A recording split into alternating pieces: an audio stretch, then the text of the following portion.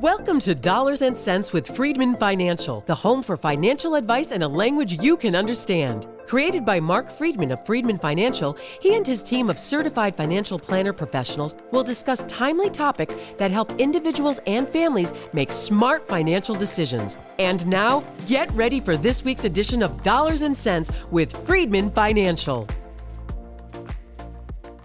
Welcome back to another edition of Dollars and Cents, our weekly podcast that we do each and every week. I am Marion Gilman. I will be your host today, and I have with me my co-host today is our Director of Financial Planning. Hi, I'm Christian. Christian Karcher. Right. We're so happy to have him today. Mark is at a meeting where is he? Fort Mill, South Carolina. So there you go. Near Charlotte. There you go. So he's out of the office today. So Christian and I are holding down the fort. Absolutely. We've got some fun topics to talk about. We certainly do. So a lot's happened since last week, but also we're going into the end of the year, and we want to just make sure that we're covering all the bases of things you can do at year end. But before we get into that, Christian, you took a great vacation a couple weeks ago. Oh, I did. My wife and I got to go to Greece finally. We had planned on doing this back in 2020. Well, and we all know what happened in 2020. And it got pushed off, and we finally did it. We finally got to go to Athens and some of the islands. It was a very nice vacation. Did you love it? I did love it. And I'm not quite sure why, but I keep hearing all these people going to Greece lately. So is it that compelling? I thought it was great. It's got a very nice mixture of pretty sights, some relaxing beaches, nice, and history. That's what I look for on a vacation. So get to do a little bit of everything. Absolutely. Very good. And did you get to really relax while you were there too? We did. Yes. That's good. It was a very nice, relaxing vacation. Good. So you had a combination. Absolutely. Beautiful. So welcome back. Thank you. You have been back for about a week or so. Yeah. Anyways, all good. So as we move into towards the end of the year, there are a lot of things that we tend to do just to be sure that we're taking advantage of any tax benefits or that we can over the course of 2024 this year. So we want to be sure that, we've covered all the bases. And, some of the things that we've talked about previously that we can do, one of them is making sure that you've contributed the full amount to your 401k. Yes, absolutely. And that's one of the critical items you want to do, simply because, you want to get the full match from your employer, but also you want to save as much as possible, particularly when you're younger. Absolutely. Correct? Yep. So that's one thing that we always encourage people to do. We encourage people to also save into their HSA, health savings plans. That's another great thing you can do. But one of the things that you can do outside of your employer is to make, and many of you like to do this, is to make charitable contributions. Absolutely. Particularly this time of year seems to be the time of year people sit down and start thinking about, this is a charity I like to give to. All the charities, send out their mailers to anyone who's ever given $1 to them. That's right. Saying, hey, we'll do a matching gift or whatever. Right. And so this is the time of the year. This is the time of the year that charitable contributions really start ramping up. And before I forget, you just mentioned something about matching gifts. Mm-hmm. What happens with some employers? Well, and I was going to mention this. It was good. Not something that you guys talked about the other day on the podcast when you were talking about making sure you optimize your employee benefits. Correct. A lot of larger employers are doing matching contributions to charities for you. Absolutely. Now, these employers probably already have a subsection of money set aside to go to charity, and it'll go to charity somewhere. But if you have a matching program, what you can do is you can help direct where it goes. And so if you make a contribution to, say, your local food bank, your employer might be willing to match that contribution and send a check to the very same food bank equal to your contribution. And so a lot of people don't realize that their employer does this. And when you dig into their benefits packages, there's a whole section about it. It's usually very simple. There's an online portal. I think there's a company that built out this online portal for all of these Fortune 500 companies. It's very straightforward. You plug in your information, you show that you made the contribution, and they'll send a check right out to the charity. And interestingly enough, I mean, if you live in a small community and you're donating to something like the food bank or the library or whomever it might be, that organization might not yet be set up in your company portal because there aren't people across the U.S., particularly if you work for a large company, which we do. Ultimately, LPL Financial is a very large company, and they do have that benefit of matching charitable contributions. So there are a lot of charities that are already included, so you don't even have to do much of anything. You just say, okay, this is the charity. You have to show you made the contribution. But if, even if it's not a company that's already on the list, it's pretty easy to set that up. Yeah, we actually did this with a charity that I support last year, and what ended up happening was they said, okay, no one's donated to this place before, so we need to set them up. They sent them an email. They sent me an email and said, hey, just let them know that this email is coming.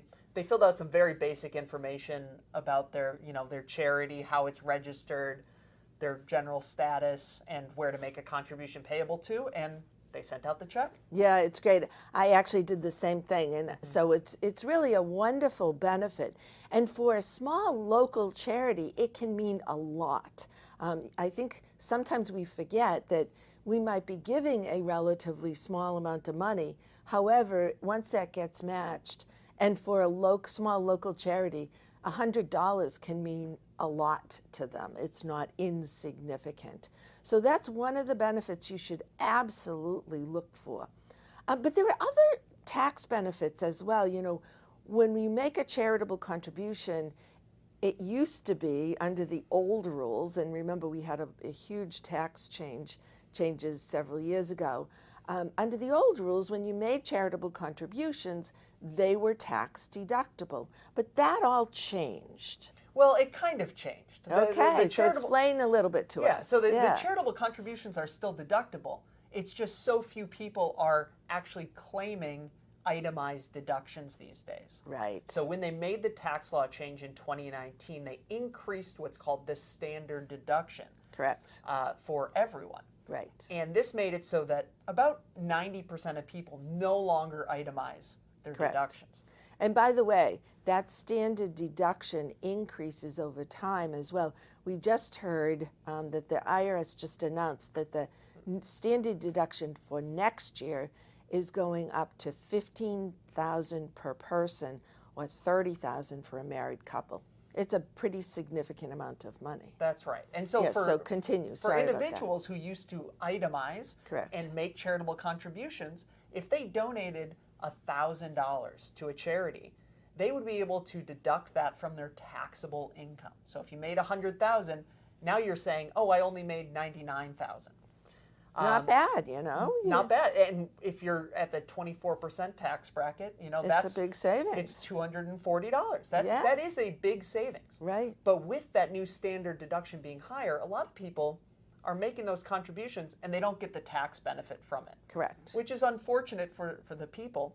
But there are a few opportunities to do some planning, some financial planning around charitable contributions that do give you a tax benefit. So what are some of those, Marion? So we think about this at the end of the year usually, simply because we start to think a little bit more about taxes.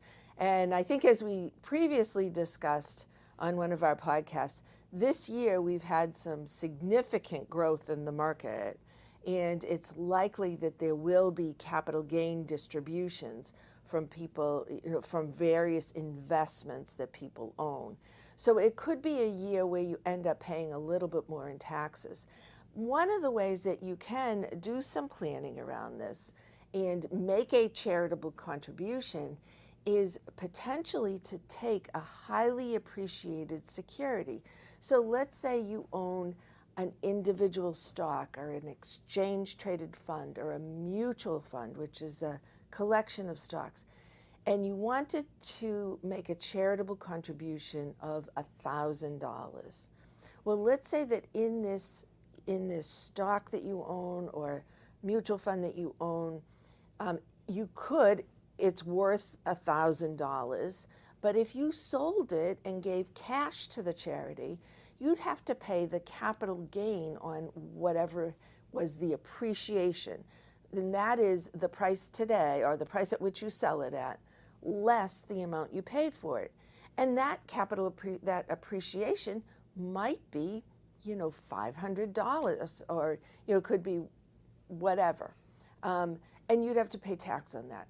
However, an alternative is to simply give $1,000 worth of the mutual fund or the stock directly to the charity and have the charity sell it. If they sell it, there's no tax because they are a tax-free organization. Charitable, qualified charities do not pay tax on capital gains. That's right. So that can save you a lot just from not having to pay the capital gain on the security. Correct. The charity gets the entire value of it. Correct. And everyone's happy. Yeah. You still could deduct it if you're itemizing your deductions, but this is a way to actually get some benefit without even if you're not itemizing your deductions. Yeah, so one of the other ways that you can also take a look at it, which I'm sure the listeners have heard before, is what some of them. Some of them, if they're repeat listeners. Well, also the older ones typically pay more attention to this. That is fair enough. Yeah. So one of the options is to open what's called a donor-advised fund. Oh, okay. I thought you were going in a different direction. Oh, so that's I'm a great go one. Donor-advised this is fund. a good one. Okay. So a donor-advised fund is a fund that you have put off to the side to say, these are going to be my charitable contributions. Right. But you continue in the future, but you continue to maintain control of it. So what you can do is you can actually donate, let's say, 10 years worth of your charitable contributions of appreciated stock. Sure. Let's say you put $10,000 into the donor advised fund. You get all of those charitable deductions in the year that you move it into the fund. Correct. And so that might push you up and above the standard deduction. Correct. And so for 1 year of the 10, you might itemize and get the benefit of those charitable contributions. And then you can continue to pay out the contributions out of the donor advised fund each year as you see fit. Yeah, it's a great opportunity. And also, I know we have clients, and myself included, towards the end of the year, you feel more charitably inclined sometimes with the holidays and all. But you say, gee, I'm not really sure how much I want to give to a particular charity, and I think I want to spread it out. This is a great opportunity to get the tax deduction in 1 year and yet have that money in there, and it will actually grow, and maybe you spread it out, the donations, over several years' time frame. Absolutely. Yeah. So another great opportunity. And then there's one final one that we really want to mention today as well.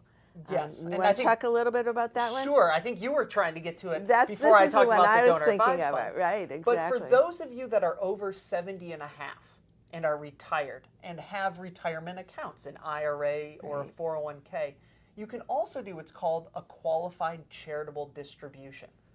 And so if you are of RMD age, or required minimum distribution, where you have to take a certain amount from those retirement accounts, you can actually say, instead of taking the amount and then donating it to charity, you can have a check directly sent from your IRA to a charity. Now, the benefit of this, it doesn't count against your own taxable income anymore. So without even having to itemize or use the deductions or calculate anything, that money goes directly out of your IRA, let's say $100, out of your IRA directly to the charity, and you don't have to pay tax on it because it's a charitable distribution. You know, and there are many people, many of our clients even, who will say, gee, I really don't need all of that required distribution, because it can be a substantial amount of money depending upon how much you've built up in a 401k IRA. And so once the time comes in, and that's usually at age 73 now, that you have to take a distribution, you might say, gee, I don't really want to pay taxes on all of that. And you can take a portion of that and donate it directly to charity. The one downside is it cannot go into a donor-advised fund. It has to go directly to a charity. But again, another option for saving on taxes and doing good. So You know, Christian, I think this was really beneficial for many listeners. I hope you all found it very interesting as well. And I want to thank you for being with me today and doing this podcast. And for all of you out there, if you want to hear of other, financial planning strategies, or if now's the time that you really want to hone in on where you're at and where you're going, give us a call. We do comprehensive financial planning. Give us a call at 978-531-8108. That's 978-531-8108. You can also go to the web and look us up at freedmanfinancial.com. That's Freedman. 2 E's and a D. Financial.com. That's usually my line.